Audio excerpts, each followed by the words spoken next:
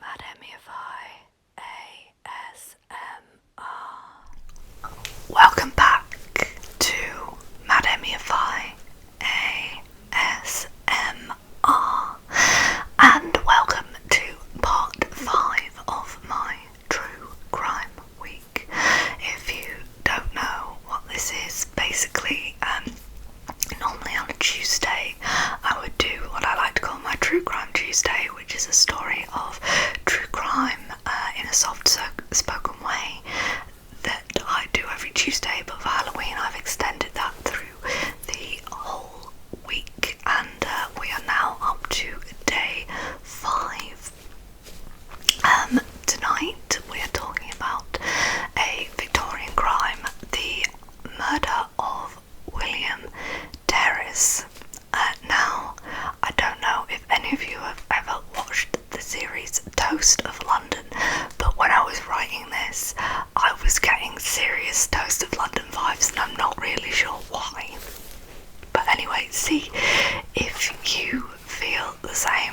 I'm keeping my intros brief for these videos. Details about what case I'm covering and where you can find the other videos that I've done as part of this will be in the description. William Terriss was the matinee star of the late Victorian era. He had good looks, charisma and charm. He was hugely popular, on par with Johnny Depp, Daniel Craig or any of the modern movie stars of today. Crowds flocked to watch him perform at the Strand's Adelphi Theatre. At the time of his death, Terriss was wowing audiences as Captain Thorne in the play Secret Service. On the day of his murder, Thursday the 16th of December 1897, Terriss spent the afternoon playing whist, which is a Victorian card game, in his West End club. At around 4 p.m, he returned to his home and spent some time with Henry Graves, one of his oldest and closest friends. At around 7 p.m, they both took a cab to the Adelphi Theatre, where they were dropped off at the junction between Bedford Street and Maiden Lane, then proceeded to walk up Maiden Lane towards the private stage door. This door was only used by Terriss and 2 other principals of the company. As they approached the stage door, Terriss told Greaves to wait while he got his keys. He then retrieved them from his pocket and he stooped down and put them into the door.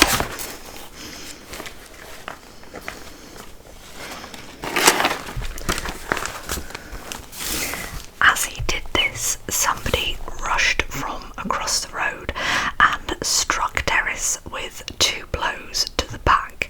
It happened so quickly that Graves and several other passers-by thought that it was nothing more than an extremely rough pat on the back. Terriss may have believed the same as he turned to face his attacker. As he did, the attacker raised his arm and plunged a large knife deep into the actor's chest. At this point, Terriss realised what was happening and cried out, "My God, I am stabbed! Arrest him!" Hearing the commotion, several scene shifters emerged from the theatre and gathered around Terriss. They carried him into the stage door passage, where he was propped up on pillows and ice was placed on his chest. 2 doctors from Charing Cross Hospital were quickly summoned, and Dr. Walter H. Morgan and Dr. W. Curling Hayward arrived at 7:30. They found Terriss still laying in the passage near the stage door. They examined him and found 3 stab wounds. One was on the left side of his chest and directly above the heart. This wound alone was likely the cause of his death. The doctors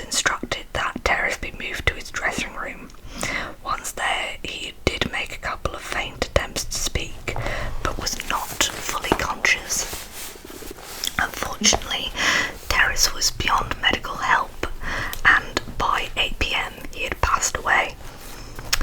The audience were unaware of the backstage drama and had begun filing into the theatre for that evening's performance. Terriss was so popular that it was a full house.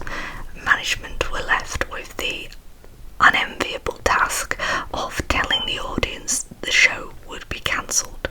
The audience was told Mr. Terriss has met with a serious accident that means he will be totally unable to appear tonight. The audience were offered either a full refund or the option to attend on another night. There were cries of understudy as the theatre officials left the stage, but these diminished and the disappointed audience began to leave.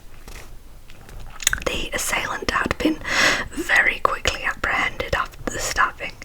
Henry Graves had never lost sight of the suspect and performed a citizen's arrest. He found a constable and told him the man he had detained had stabbed William Terriss.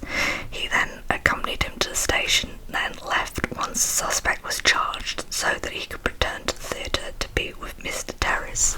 He did make it back, and he did manage to see Terriss before he died. The man who killed Terriss was Richard Arthur Prince. It transpired that the Prince not only knew Terriss, but was a fellow actor who had appeared alongside him in several plays. It also became apparent that Prince was mentally unstable. His bad temper and erratic outbursts had left him unable to find work, which resulted in him struggling financially. This only exacerbated his mental instability, and he became a ticking time bomb. Prince blamed Terriss for his predicament, despite the fact that Terriss had only ever been kind to him. He had even helped him receive payments from the Actors' Benevolence Fund, but unfortunately, recently funds from them had not been forthcoming. Prince blamed Terriss for this, and his paranoia grew.